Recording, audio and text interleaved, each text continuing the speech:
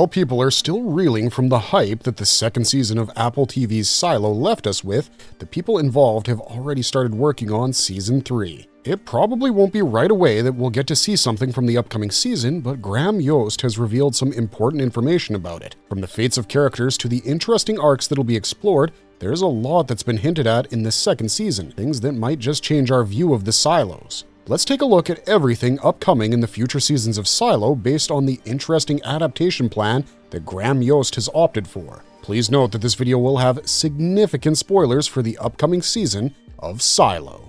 Before we get too deep into it though, we have a very small request. If you like our content, please support us by subscribing to the channel. It's a small click for you, but for us, it means a lot.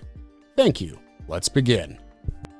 Silo Season 2, adapting from the books. Initially, during the first season, it felt like Yost's adaptation of Hugh Howey's series of books would be quite honest. But then some of the interesting changes came into action which benefited the series quite a bit in terms of character development and overall plot. Something that fans had been wondering about since the first season was Juliette's romantic arc with Lucas Kyle, an arc that plays a major role going ahead in the narrative. But the series finished that arc by showing how it doesn't work out between them and managed to focus on their arcs separately in the second season. With 2 more seasons left, fans wonder how Graham Yost plans to put things in line to limit the entire story to a 4-season show. It seems that Yost had different plans, but the idea of an actor portraying the protagonist with a reduced appearance because of the idea of being honest in the book changed the entire concept. According to Yost, in Hugh's books, the second book, Juliette only appears on the last page. Originally, Jamie Ehrlicht and I thought that the series would run 5 years and that Book 1 would be 2 seasons, Book 2 would be 1 season, and Book 3 would be 2 seasons. And I called him and I said, we've got Rebecca Ferguson. We can't do a season of television where she's only in the last scene. We've got to come up with something different. That's when we decided on 4 seasons, and that was our plan really from the beginning. So we knew that in the book there's a lot of stuff that happened 140 years ago, and then there's the origin story. We've monkeyed with the origin story dramatically, renaming him from Donald to Daniel. Whichever way you are in the political spectrum, we just didn't want anybody named Donald in that role. It's just too confusing for people, and are we making a point? Are we not making a point? We're just not going to address the point. And we wanted to make more out of their relationship than what was really in the book, so we've also gender swapped Thurman. So there's that. But then we came up with a different story for Juliette for that period that we'll get into when Season 3 comes out. But I would just say a lot of Season 3 is about memory. But we felt with Season 2, just these 2 stories going in Silo 18 and Silo 17, that was fun. We rolled the dice and went for that opening 2 episodes where one's about Juliette and one's without Juliette, and it just felt right. People have asked, how do we know when to cut back and forth? We just tried it, and sometimes in the edit we go, oh no, let's move this, let's make the jump at this point. Gotta agree with the fact that their plan worked out in the manner that they decided to develop the arcs in parallel, and it benefited the plot further when the parallels also started appearing in the key events. Silo Season 3 Major Reveal according to Graham Yost. One of the major revelations that Yost made regarding the upcoming season is the 2 different timelines that'll be explored. The world inside the silos has been majorly dark and depressing, something that fueled this syndrome, and it works with the idea of keeping people in the dark, quite literally. When Juliette went out, there was some hope of seeing a different tone of color, but then she ended up going to Silo 17, the dead silo, and it was way darker than even what we've been used to. But now, it seems that the creators have found a means to bring some light into the world of the silos while sticking to the narrative.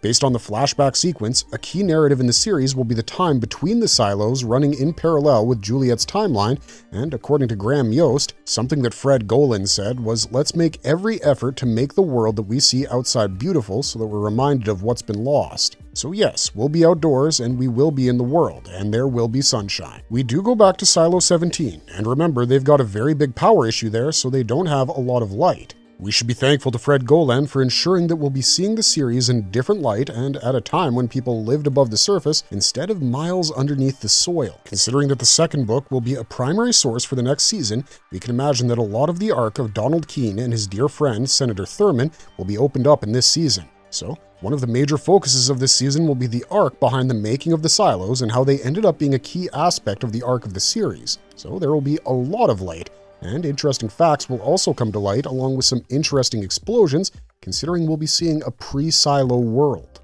Contact between the silos. Another major detail that Yost has dropped about working on the second season is the fact that they didn't want to establish any means of communication between the two silos. According to him, we didn't really want any contact between the silos because we didn't want anyone in Silo 18 knowing she was still alive. We wanted her coming over the hill at the end of the finale to be like, that ends the rebellion and changes everything. That is the real paradigm shift. Since this essential plot device has been saved and left out of the books, we'll probably see it implemented in the upcoming season. Maybe Juliette will work on a radio with Walker to communicate with her people from Silo 17. If things go wrong inside Silo 18, she can use the communication aspect to work on how to save the people of her silo. The breadcrumbs for Walker figuring out such a means of communication are already there. Bernard's fate. The last we saw Juliette, she had managed to get through the doors of Silo 18 and she ended up meeting Bernard there as they exchanged information about getting into the decontamination chamber where the fire was initiated. While talking about the scene, Yost stated, "I will say that in that final confrontation between them, every word is important. There are certain key words that you'll see come back big in Season 3. I will also say to those who have read the books, Bernard dies at the end of the book. He's gone, so I would just say that. No one is safe in this show, as we showed in Season 1.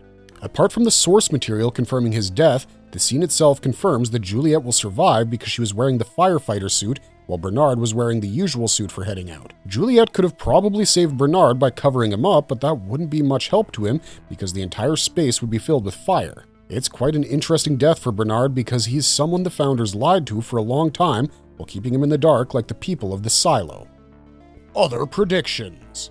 Now that Bernard is dead, the power dynamic inside the silo will see considerable change with the position of IT head being available. Juliette might become the mayor if the book arc is followed, with Lucas taking on the role of the IT head. But things won't be that smooth, considering Camille Sim will become an important character, a lot more important than her arc in the second season, which will impact the power dynamics at play here. With the algorithm picking her as the prime candidate to stay in the vault, she might be the person that the Founders will manipulate to gain control over the silo once again. But all this success for Camille might not go in favor of the dedicated work of Sims himself, considering he wanted this role for himself instead of again being reduced to a powerless position. Marvelous verdicts!